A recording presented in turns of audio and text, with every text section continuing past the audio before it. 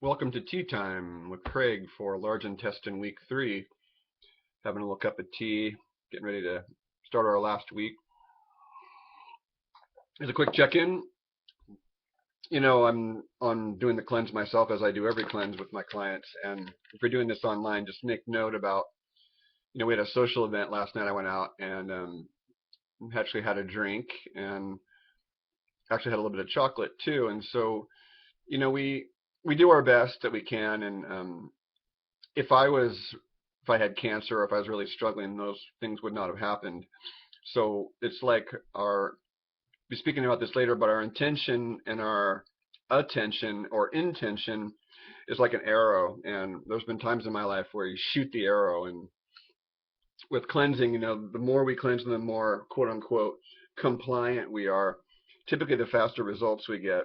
And there are always exceptions to this. That I just want to tell each and every one of you that I've seen so many miracles and read about so many people that didn't make many diet changes, and they have these miracles. And you can follow the work of the near-death experience and Raymond Moody, and you can see this.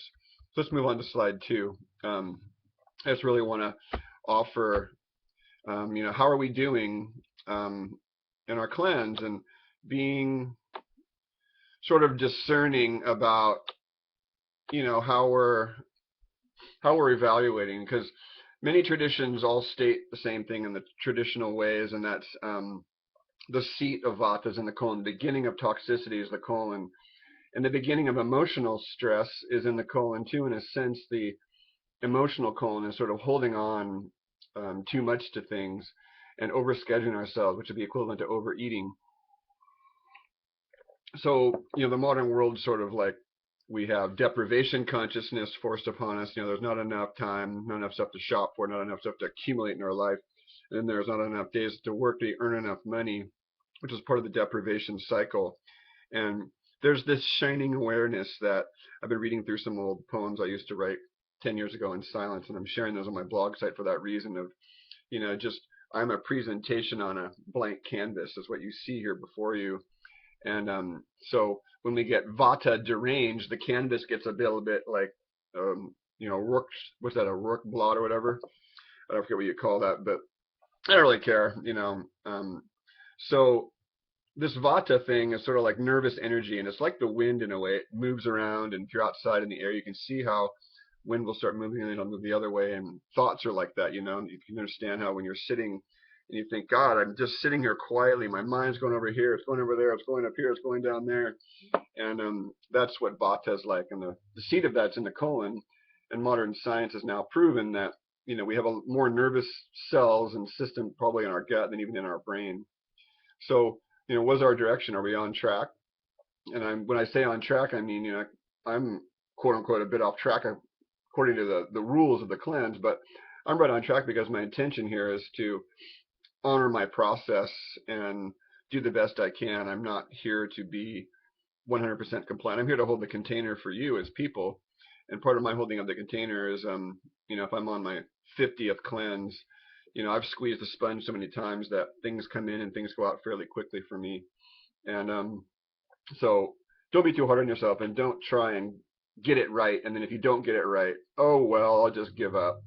I screwed up, and then we shame ourselves. And so this is the week where, we're still keeping our pathways open, but it's not as much of a, for those of you who sort of work through the first 2 weeks, this week will typically be a little bit easier, unless you fell behind on some of your cleansing and draining and detoxifying and chelating supplements, which were the first 2 weeks. Slide 3, we're going to spend just a couple of minutes talking about life versus dead health. And live health means living foods. Dead health means taking drugs and chemicals. And according to what we're taught, like, this will heal you, and we might be able to sort of do an electric shock therapy, which is sort of like what drugs and medications are. They're the electric shock therapy to the body, but they come with a price, and that's potential damage.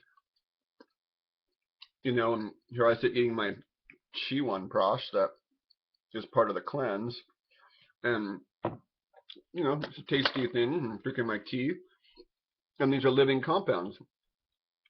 This tea, it's steeping now, is once a living plant, and living plant produces living nutrients. Um, the word vitamin means vital amine, and if I'm a doctor of nutrition, which, and for all intents and purposes I am, although I can't state I'm a doctor, then I'm teaching you about vital things and poisons and drugs and molecules. Remember, you can have a molecule that looks the same on paper, but you put it in 3 dimensions. You could even see it in 2 dimensions that you have left and right-handed molecules.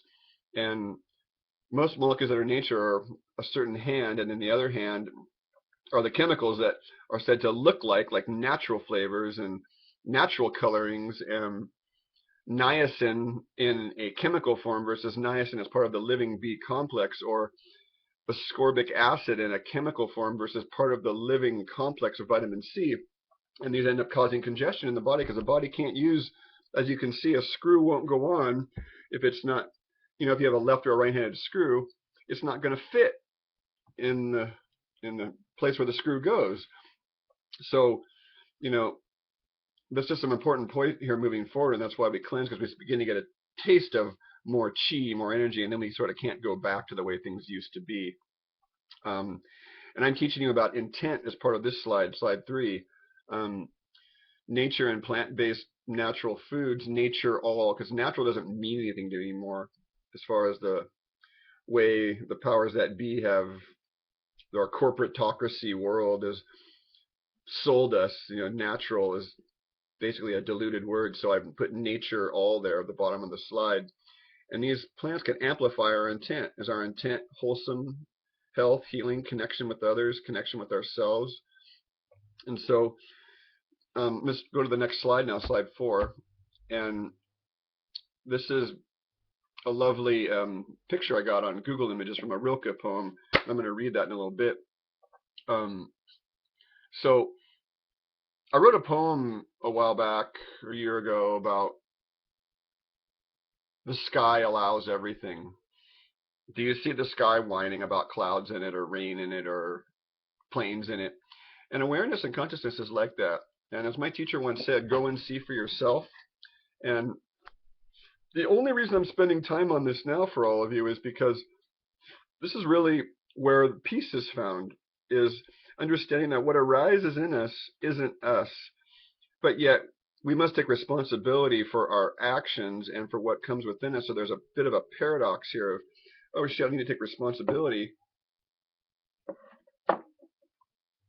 but I can also be a little bit lighthearted about it, that it's sort of like it's not really real. And so what happens on the canvas is sort of like our intention, is like the arrow I was talking about earlier. Our intention, like my arrow of intention, is to help you and be of service. And as George Bernard Shaw once said, I want to die used up. So I spent my life up to age 48, into my mid-40s, accumulating things and information and techniques and therapies. And now it's a time in my life where I'm here to give it back, but also find my joy in that and what naturally lights me up, so to speak. And that's part of this, so that's my intention.